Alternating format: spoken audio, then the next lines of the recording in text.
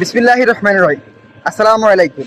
আমি এর আগেও বেশ কয়েকবার বলেছিলাম যে এই যে world cup issue, BPL issue, এই সমস্ত ইস্যু, এই যে নাজমুল ইস্যু, তামিম ইস্যু, এই সমস্ত ইস্যুগুলো ইচ্ছে করে বানানো হয়েছে, একেবারে ইচ্ছে করে ক্রিয়েট করা হয়েছে আমাদের উপর মহল থেকে, যাতে করে মানুষের যে মোমেন্ট এটা নষ্ট হয়ে যায়।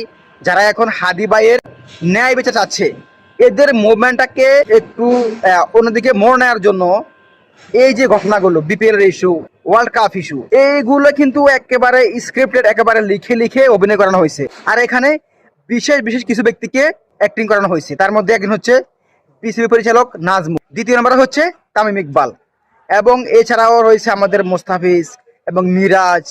তারপর হচ্ছে আমাদের আরো অনেক ক্রিকেটার যারা কিন্তু ইচ্ছে করে এই রোলগুলো প্লে করছে, যাতে করে মানুষ আমাদের বিশেষ করে আমাদের বাংলাদেশের সবচাইতে প্রিয় খেলা হয়েছে এই ক্রিকেট। যখন এই ক্রিকেট নিয়ে কোনো তিরিং হবে, কোনো উল্টাপাল্টা কিছু হবে, তখন এটা সবাই জানে যে আমাদের সাধারণ মানুষের মাথা ঠিক থাকবে না, সবাই রাস্তায় নামবে, মিছিল করবে, মিটিং করবে। হ্যাঁ, তো এটা উপর মহল থেকে, একেবারে আমাদের রাষ্ট্রের সবচাইতে উপর মহল থেকে এই গেমটাকে একটা দাওয়া হিসাবে খেলানো হয়েছে। এখানে মূল অ্যাক্টিং করছে তামিম ইকবাল, তারপর হচ্ছে বিসিবি পরিচালক নাজমুল ইসলাম, তারপর হচ্ছে আমাদের আসিফ নজরুল। এরকম অনেক আছে, অনেক অনেক আছে যারা এই যে যে ঘটনাটা ঘটলো, যে কন্ট্রোভার্সি হইলো, এটা সম্পূর্ণ স্ক্রিপ্টেড। এই যে দেখেন, 3-4 দিন হয়ে গেছে, এখন কারো নিউজ ফিডে কিংবা ইউটিউবে হাদির নামটা সবাই ভুলে গেছে। কেউ বলে না যে আমরা হাদিবের যে ন্যায় বিচার এটা আমরা চাই। হ্যাঁ, তো আমি বলবো, এর আগে আমি বেশ কয়েকবার আমি বিশেষ কিছু তথ্য থেকে আমি এটা জানছি যে এই যে বিপিএল ইস্যু, এই যে ওয়ার্ল্ড কাপ ইস্যু, আমি এগুলো বারবার বলতেছি এই কারণে, আমি জানি ভাই আমার ভিতরে কথাগুলো আটকে রয়েছে। আমি জানি এগুলো সম্পূর্ণ স্ক্রিপ্টেড, সম্পূর্ণ স্ক্রিপ্ট করে এগুলো লেখানো হয়েছে। জাস্ট একটা চিঠি, এই চিঠি অনুযায়ী সবাই অভিনয় করছে, আর কিচ্ছু না।